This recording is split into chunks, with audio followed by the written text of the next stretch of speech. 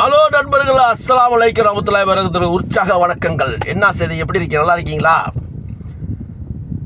தலைமை பேச்சாளர்கள்னு சொல்லுவாங்க. அதாவது மேடைக்கு மேடை பேசுவாங்க. ஒரு கட்சிக்கு ஒரு பேச்சாளர்கள் இருப்பாங்க. அதே போல் பெரிய பெரிய ஜாம்பவான் கட்சிகள், பெரிய அந்த காலத்தில் ஜாம்பவான் கட்சிகள் என்ன செய்வாங்கன்னா 95க்கு முன்னாடி 90க்கு முன்னாடிலாம் பார்த்தீங்கன்னா பயங்கரமான பேச்சாளர்கள் இருப்பாங்க. மேடைக்கு மேடை பேசுவாங்க. எப்படி பேசுவாங்கன்னா வாயை திறந்தாலே சாக்கடையாக இருக்கும்.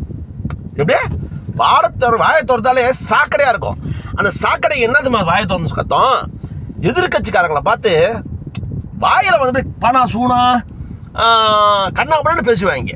என்ன பேசுறோன்னு அவனுக்கே தெரியாது. தண்ணி அடிச்சுட்டு வந்து மேடையில் எதிர்கட்சிக்காரங்களை பார்த்து அந்த பேச்சு பேசுவாங்க. பேசுகிற பேச்சுனா கெட்ட வார்த்தையெல்லாம் அவங்க பேசுவாங்க.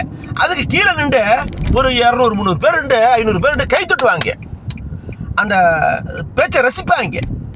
அதுதான் வந்து அதுக்கு பேர் தான் வந்து என்ன சொல்லுவாங்கன்னா தீப்பொறி, பானிபூரி, சோளப்பூரி,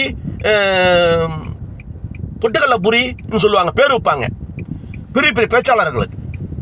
இதெல்லாம் வந்து தலைமை பேச்சாளர்கள். பொம்பளையாக இருந்தாலும் சரி, ஆம்பளையாலும் சரி. பார்த்தீங்கன்னா பார்த்துருப்பீங்க. சமீபத்தில் ஒரு 2-3 அலையுதுங்க மேடையில் பேச்சுக்கிட்டு. வாயை தோறதா சாக்கடையாக கொட்டுதுங்க. அதாவது உங்களுக்கு மேடையில் ஓட்டு கேட்கணுன்னா எப்படி கேட்கணுன்னா, ஒரு நல்லது செஞ்சுருக்கோமா, நம்ம கட்சியில் என்ன நல்லது செஞ்சுருக்கோம், நம்ம தலைவர் என்ன நல்லது செஞ்சுருக்காங்க, அதை தான் சொல்லி தான் ஓட்டு கேட்கணும். இல்லையா எதிர்கட்சிக்காரங்களோ இல்லை ஆளுங்கட்சிக்காரங்களோ என்ன தவறு பண்ணியிருக்காங்களோ அதை சொல்லி தான் வந்து என்ன திருட்டு ஊழல் பண்ணியிருக்காங்க அதை சொல்லி தான் ஓட்டு கேட்கணும். அதை விட்டுட்டு எதிர்கட்சிக்காரங்க சரி, ஆளுங்கட்சிக்காரங்களும் சரி திட்டுறது, கண்ணாபடுற வாய்க்கு வந்து திட்டுறது, சாக்கடை மாதிரி திட்டுறது ஒரு நாகரிக பேச்சு கிடையாதுங்க.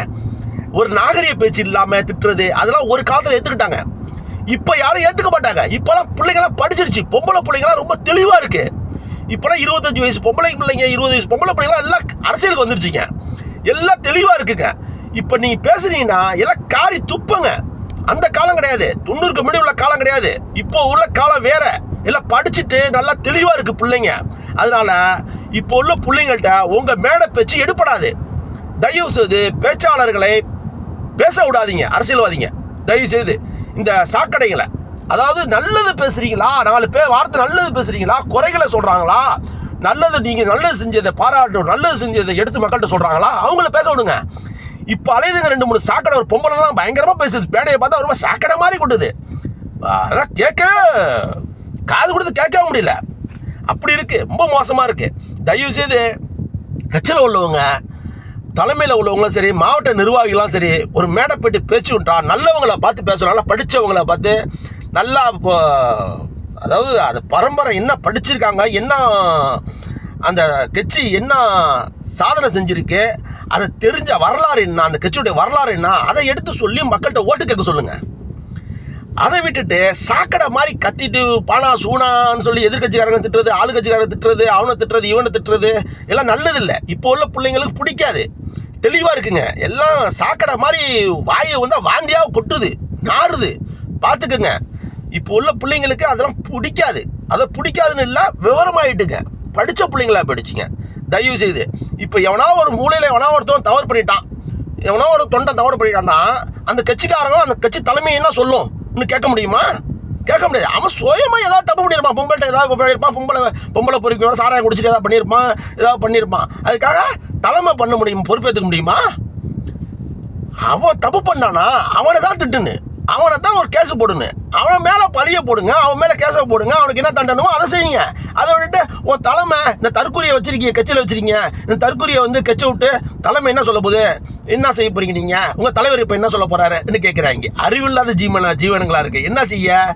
இது அந்த ஆதி காலத்தில் உள்ளவங்க பெரிய தலைமையில் உள்ள கட்சியில் பெரிய கட்சியில் உள்ளவங்க தொண்டர்கள்லாம் தப்பே பண்ணலையா?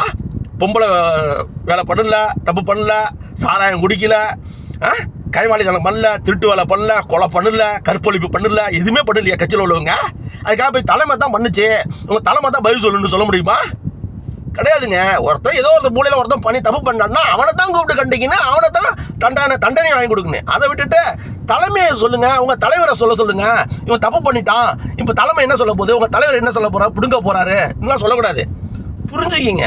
இப்போ உள்ள காலகட்டத்தில் மக்கள்லாம் படிச்சுட்டாங்க, ரொம்ப தெளிவாக இருக்காங்க. தயவு செய்து மேடை பேச்சில் பேசுகிறவங்களாம் வார்த்தையெல்லாம் குறைச்சிங்க, நல்ல பேச்சாளர்களை பேச விடுங்க தயவு செய்து, புரிஞ்சுங்க. ஓகே, பாய்.